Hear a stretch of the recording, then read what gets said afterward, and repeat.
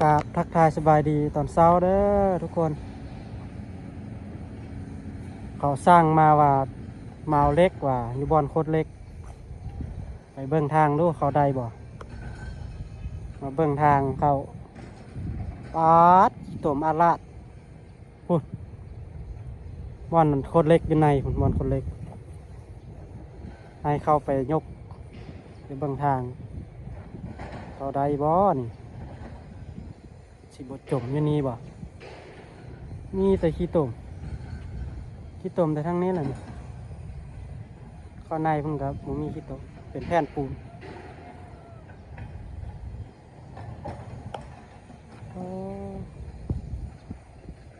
ขี้ตุ่มพิลึกแท้เขาได้บ่รถก็เป็นอาการยามเช้าๆทุกคนนะยามเช้าๆอากาศหนาวแล้วนะอากาศเริ่มหนาวแล้วก็มีฝนตกแน่ฝนตกกับบ่แห้งฝนค่อยๆเดี๋ยวเบิ่งฟ้ามืดครึ้ม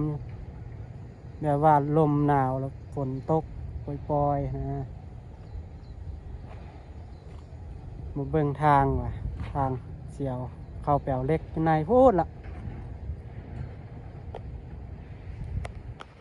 พุกอ่างนำทางเนาะพี่น้องเลยเฮ็ดเวียกนะนี่ทางมันบ่ดีทางแต่ขี้ตมทางลำบากหลาย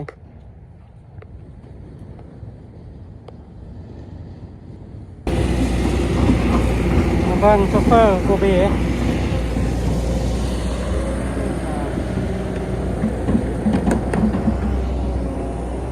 เดี๋ยวเบิ่งแล้วทางเลย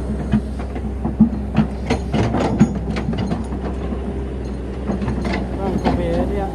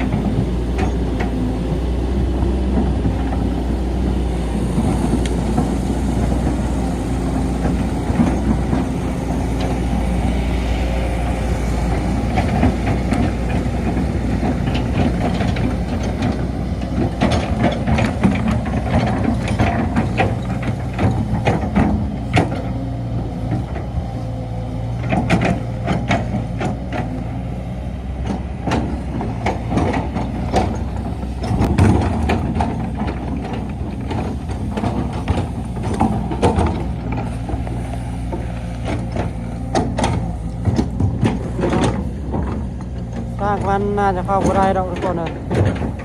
ตมร้ายฝั่งนั้นทางนี้เนี่ยโอเค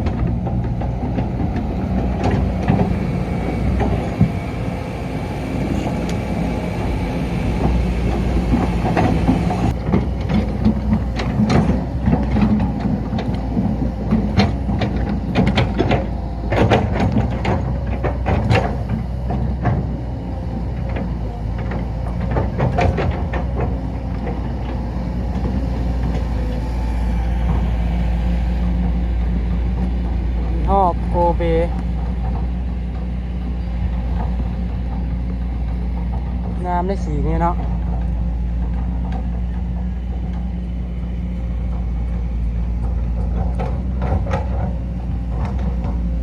เอารถเก่งเข้าไปสบาย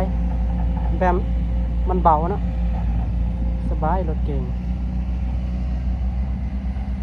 รถเบาเลยสบายไปใส่ก็ง่าย แต่ว่ามันขี่โตมลายนี่ค่าแล้วได้รถเบานี่ต่างรถนักล่มลงเลยนี่